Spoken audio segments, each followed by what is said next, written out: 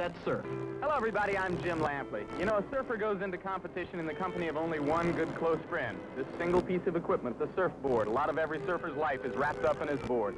And the member of the ABC commentary staff who certainly knows the most about this element of our culture and the most about water is Mark Spitz. Mark, there have been a lot of changes in the board in recent years.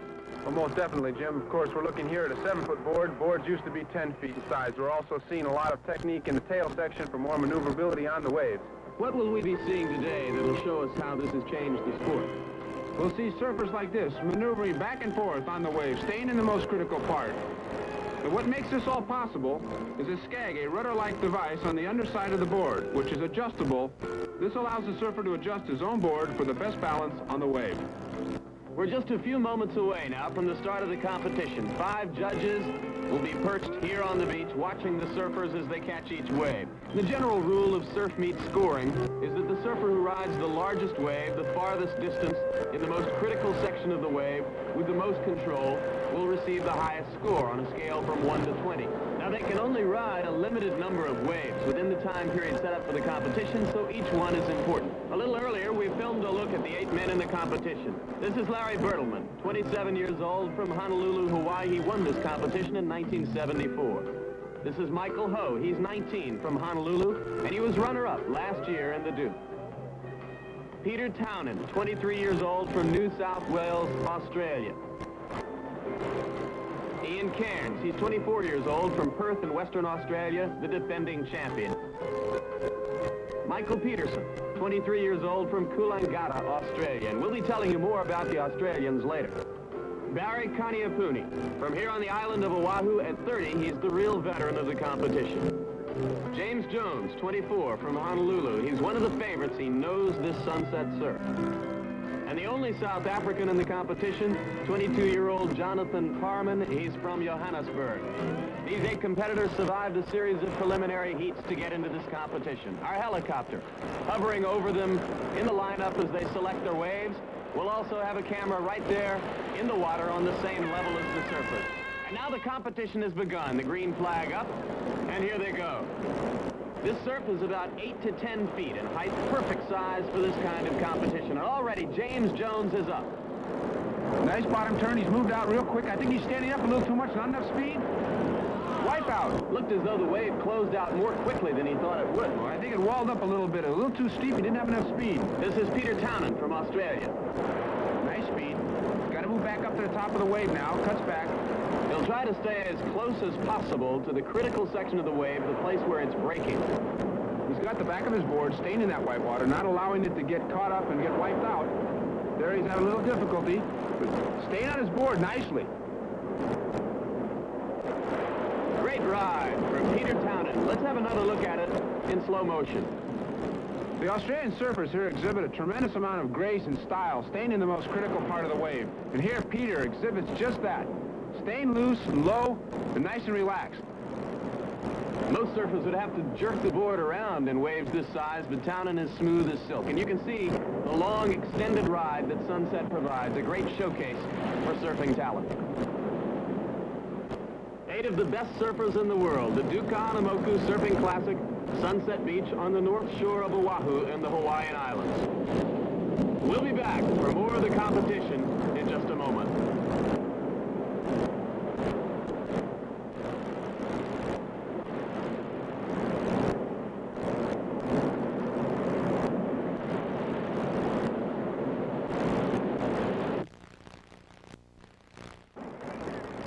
You've got to be a dedicated fan to come to a surfing event. They can't be regularly scheduled far in advance. You have to wait for the day when the surf is up.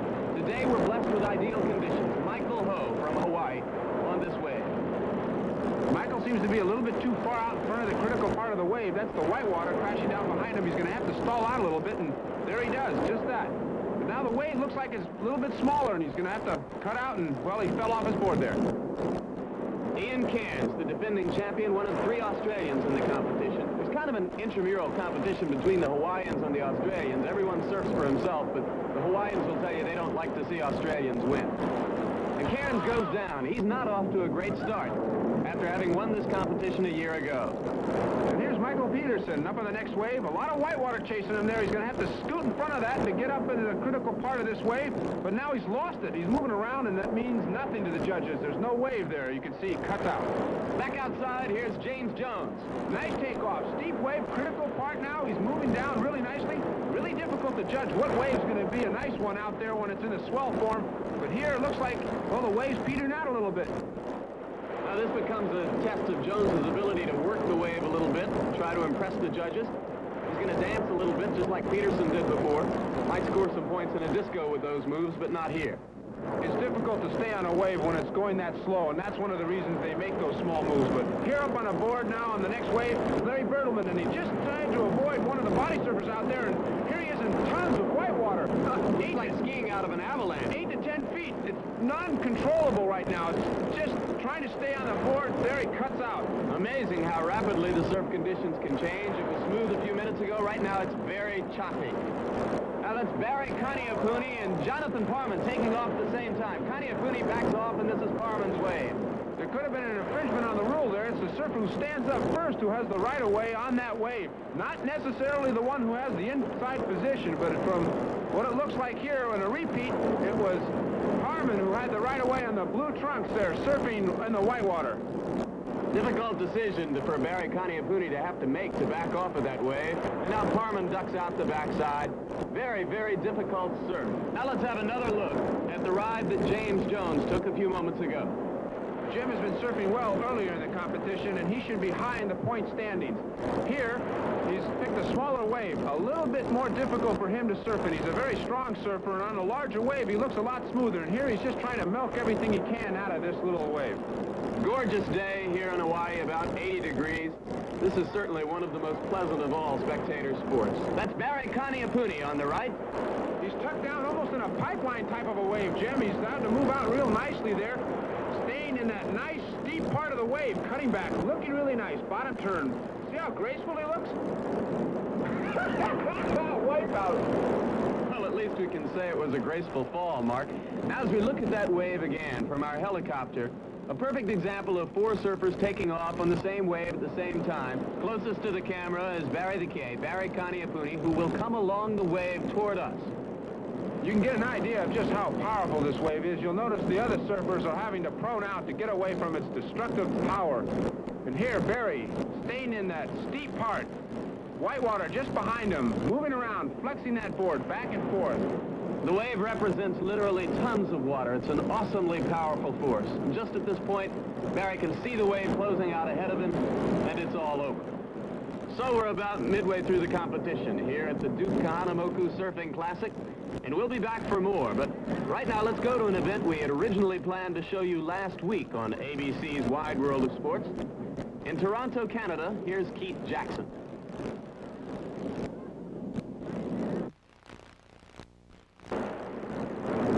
Jim Lampley, along with Mark Spitz, back at Sunset Beach. We're in the final stages of this competition. There is pressure. Each wave counts. And this is James Jones, who is almost certainly one of our leaders at this point. He's been surfing well all day. Jim is trying to find a wave here so he can score a lot of high points, but this one seems a little bit smaller than he's accustomed to surfing on. Remember that 5 judges are scoring each surfer on the amount of time they spend on the wave and what they're able to do with it. The key is to stay as long as possible in what they call the critical section of the wave, the place where it's breaking. This is Larry Bertlemann. He's had a little bit of tough luck with the waves, but overall a pretty good day, and he's a good start on this one. Nice wave, Jim. He's moving out very fast here. He's got to have to crouch, as you saw, to get speed, to get ahead of this whitewater. Now he cuts back for some reason out of the wave. Next up is Michael